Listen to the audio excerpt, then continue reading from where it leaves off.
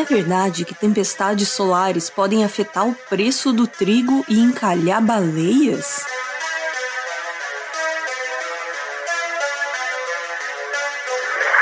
Nada é mais importante para nós, terráqueos, que o Sol. Sem o calor do Sol, a Terra congelaria.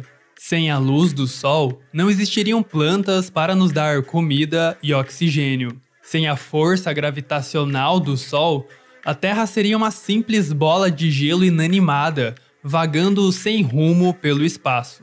O Sol sempre foi visto como uma fonte de energia e poder que alimenta todo o cosmos, ou pelo menos a parte do cosmos que a gente enxerga a olho nu. O Sol é tão importante para nossa espécie que é difícil encontrar um povo antigo que não adorasse o Sol como uma divindade. Alguns desses povos faziam festas e sacrifícios para tentar agradar a deidade solar, para que ele fosse generoso na época de colheitas. Era uma tentativa, mesmo que inconsciente, de controlar o Sol. Alguns milênios se passaram e hoje a gente sabe que, do ponto de vista astronômico, o Sol é só mais uma das incontáveis estrelas do universo. E ele nem é a estrela mais poderosa. Existem estrelas maiores, mais quentes e mais brilhantes. Hoje a gente sabe que é impossível controlar o Sol. Nenhuma festa ou sacrifício vai mudar o funcionamento dessa bola de plasma resplandecente aquecida a milhares de graus Celsius e que nasce todo dia a leste e se põe a oeste. Só que tentar entender o Sol é quase um instinto humano. A sociedade moderna já não adora o Sol como uma divindade, mas a gente ainda tenta descobrir exatamente como ele funciona, para quem sabe antecipar e ter um certo controle sobre os efeitos deles sobre a Terra.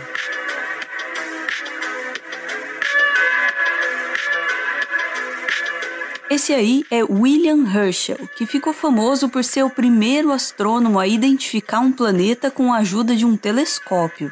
O planeta que Herschel identificou foi Urano, que já havia sido observado por outros astrônomos, mas foi identificado erroneamente como uma estrela. No final do século XVIII, Herschel começou a estudar as manchas solares, que são pontos mais escuros na superfície do Sol. Ele suspeitou que quando havia menos manchas no Sol, menos radiação solar deveria chegar na Terra. O problema é que naquela época não havia nenhuma tecnologia que permitisse medir de maneira precisa a quantidade de radiação solar que chegava na Terra. Para provar essa hipótese, Herschel recorreu a um relatório do economista britânico Adam Smith, que hoje é considerado o pai da economia moderna. Herschel olhou a variação do preço do trigo vendido na Inglaterra e comparou com a variação de manchas solares ao longo dos anos. Ele percebeu que nos anos em que haviam menos manchas solares, o preço do trigo disparava. Então ele propôs o seguinte: quanto menos manchas solares, menos radiação solar chega na Terra. Com menos radiação solar, o planeta fica mais frio e as colheitas de trigo ficam mais fracas. Com uma safra mais baixa, o preço do trigo ficaria mais alto. Resumindo, quanto menos manchas solares, maior o preço do trigo. Na época, todo mundo achou essa ideia meio doida. Mas o cara tinha descoberto um planeta. Então, talvez essa ideia maluca dele estivesse certa. A verdade é que Herschel não estava 100% certo, mas também não estava 100% errado.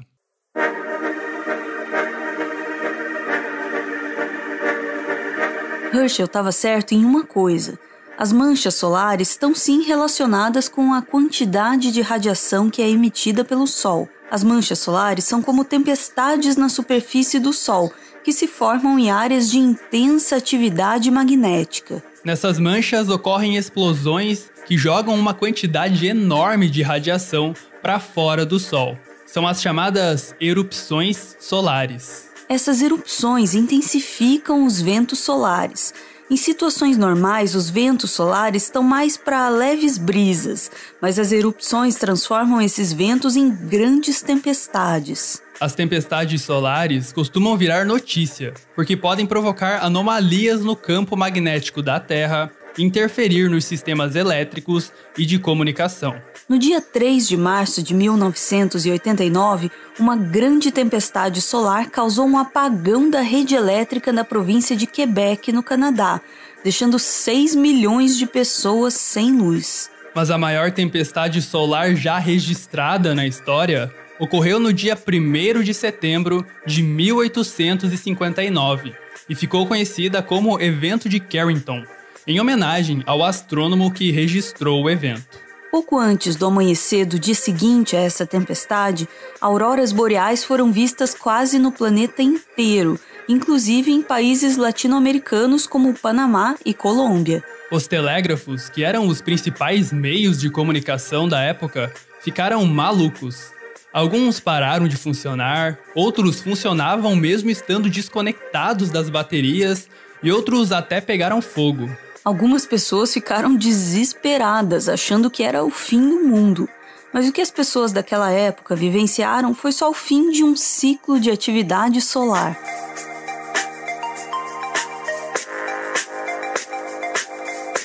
A atividade magnética do Sol faz com que as manchas solares aumentem e diminuam em um ciclo de aproximadamente 11 anos.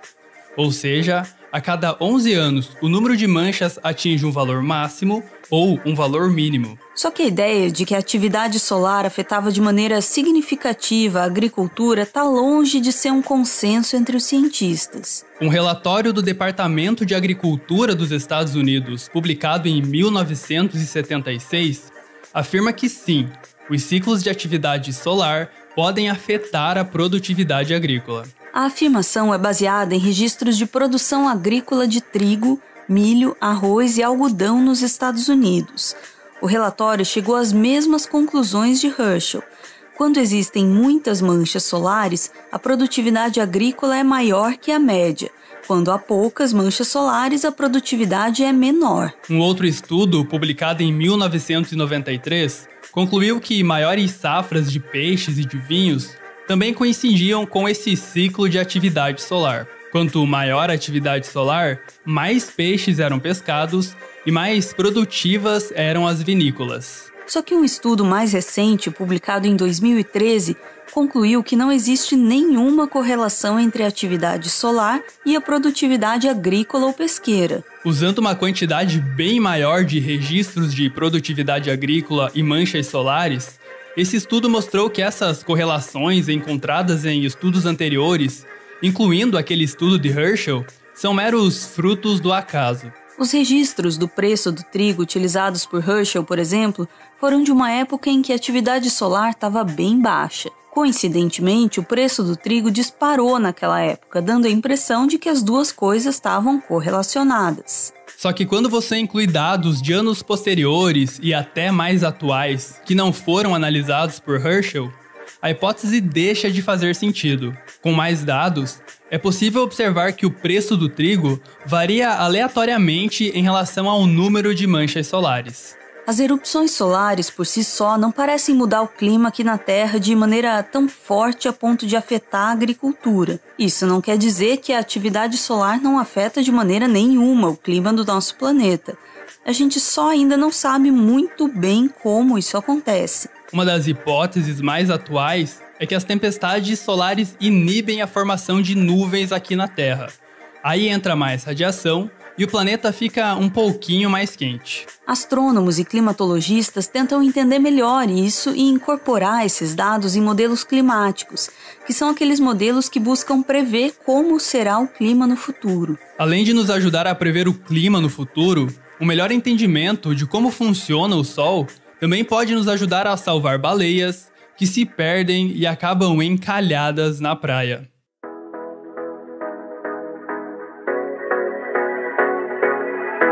Se você já esteve em um relacionamento virtual, certamente já sentiu vontade de ir até a rodoviária e pegar o primeiro ônibus em direção à cidade da pessoa amada. Mas nada se compara à baleia jubarte número 1363.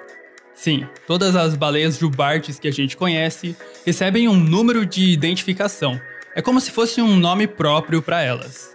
Em 1999, essa baleia saiu da costa do Brasil e foi até a costa de Madagascar para acasalar. Foram pelo menos 10.000 quilômetros de viagem, tudo para satisfazer os desejos sexuais da baleia jubarte 1363. As baleias, em geral, costumam migrar por longas distâncias. Como funciona o senso de direção das baleias nos oceanos ainda é um grande mistério. A principal suspeita é a de que elas usam receptores magnéticos, ou seja, elas seguiam pelo campo magnético da Terra. Tartarugas marinhas, lesmas do mar, lagostas e aves migratórias também parecem usar esses receptores magnéticos como um tipo de GPS. Em 2016, assim como o Brasil, as cachalotes também parecem ter perdido completamente o rumo. Em janeiro e fevereiro daquele ano, 29 cachalotes encalharam na Alemanha, Inglaterra, Holanda e França. Foram feitas autópsias em 22 dessas baleias, e elas estavam todas com a saúde em dia. No estômago delas tinha um pouco de plástico, claro. É impossível você ser um animal marinho e não ter plástico no estômago hoje em dia. Mas nada que fosse capaz de explicar o motivo das baleias terem encalhado. Será que essas baleias estavam tentando desevoluir e voltar para a vida terrestre? Para tentar descobrir o que realmente aconteceu com essas baleias, os cientistas olharam para os registros de tempestades solares que atingiram a Terra naquele período. O que eles viram é que os meses em que essas baleias encalharam coincidiram com grandes tempestades solares que bagunçaram um pouquinho o campo magnético da Terra. Um outro estudo, publicado em 2020, fez algo parecido, mas de maneira mais detalhada. Os cientistas examinaram os registros de baleias cinzentas saudáveis que ficaram encalhadas entre 1985 e 2018 e compararam com os registros de tempestades solares. Os pesquisadores descobriram que nos períodos em que ocorrem tempestades solares, a probabilidade de uma baleia cinzenta saudável encalhar é 4 vezes maior. O martelo da ciência ainda não foi batido nesse assunto. São necessários mais estudos para afirmar com mais certeza que as baleias são afetadas por erupções e tempestades solares. Mas se essa hipótese se confirmar, informações sobre a atividade solar serão de grande utilidade para biólogos e conservacionistas que poderão prever os períodos em que as baleias estarão mais vulneráveis ao encalhe. A gente não pode controlar o Sol, mas por meio da ciência é possível entender como ele funciona. Se a gente conseguir prever com precisão as tempestades solares, talvez a gente possa fazer alguma coisa para evitar que a baleia jubarte 1363 encalhe durante mais uma de suas aventuras sexuais.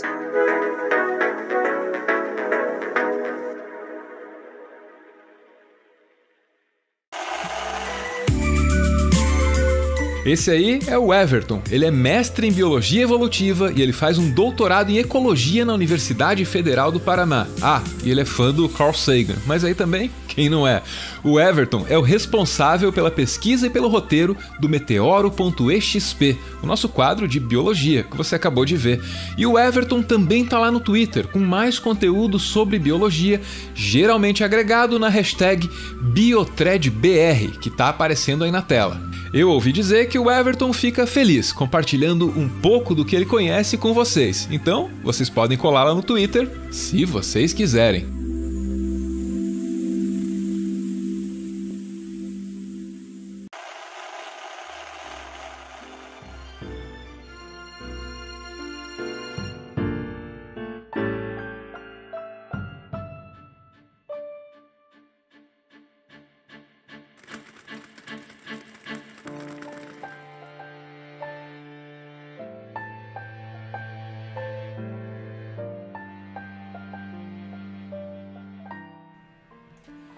Muito obrigado por ver esse vídeo até o final. O Meteoro é mantido graças a uma campanha de financiamento coletivo. Quem participa aparece aqui no finalzinho para receber o nosso agradecimento e, claro, para homenagear quem ama.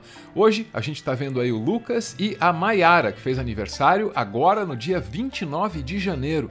Maiara, nesse ano você completa 3 décadas de vida, diz o Lucas. Há 3 décadas, o mundo é um lugar melhor por sua causa, por sua luz. E há 5 anos, meu mundo é mais bonito por causa de você. Me sinto mais forte e mais seguro do seu lado. Obrigado por ser meu sol, meu girassol. Beijo, gente. Valeu!